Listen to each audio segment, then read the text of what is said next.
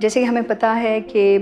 بچے کو پیدا کرنا ایک انتہائی مشکل عمل ہے، یہاں تک کہ کچھ ایسے ریسرچ ہوا ہے کہ جس میں کہا جاتا ہے کہ جو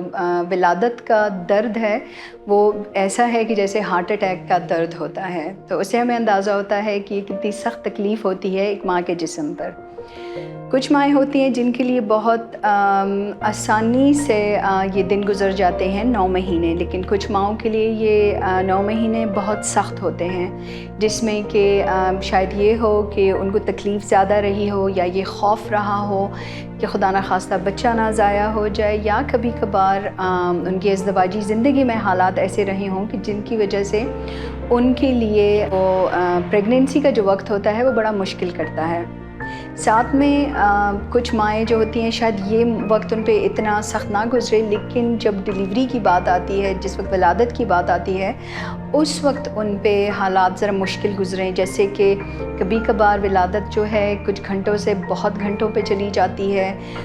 اس میں جو ہے بار بار ہسپتال آنا پڑتا ہے، بار بار ان کی چیک اپ ہوتا ہے۔ جو مائیں ان حالات سے گزر کے اور پھر ان کی جب ولادت ہوتی ہے بچے کی، تو ان ماؤں پہ ان جو تکلیفیں انہوں نے گزاری ہوتی ہیں ان کا اثر رہ جاتا ہے۔ جب بچہ پیدا ہوتا ہے تو لوگ بات کرتے ہیں کہ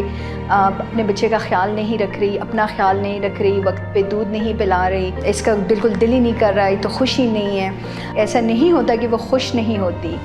اصل میں ان پہ اتنا نفسیاتی اثر آیا ہوتا ہے کہ وہ خوش ہو نہیں پاتی، اور یہ بہت تکلیف دہ بات ہوتی ہے اس ماں کے لیے بھی، اور یقیناً اس کا اثر جو بچہ بھی بہت چھوٹا ہے اس پہ بھی ہو سکتا ہے، کیونکہ اس کو ماں کی وہ شفقت مل نہیں پاتی جو کہ بچے کو ضرورت ہوتی ہے اس وقت۔ بہترین تو طریقہ یہی ہے کہ جس وقت ماں جو ہے ابھی حمل سے گزر رہی ہے اس دوران اگر تو ڈاکٹر کو نظر آتا ہے کہ ان کو کوئی تکلیف ہے تو اسی وقت سائیکائٹرسٹ کو یا سائیکالوجسٹ کو انوالو کر دیا جائے، ان کی شمولیت بہت ضروری ہے ان کے علاج میں۔ اس سے فائدہ یہ ہے کہ جب جیسے ہی حمل کا دورانیہ بڑھتا رہتا ہے اس کے ساتھ ساتھ ڈاکٹروں کو یہ پتہ چلتا رہتا ہے کہ ان کی تکلیف کس طرف جا رہی ہے اور آیا اس کو آگے کس قسم کی ضرورت پڑے گی۔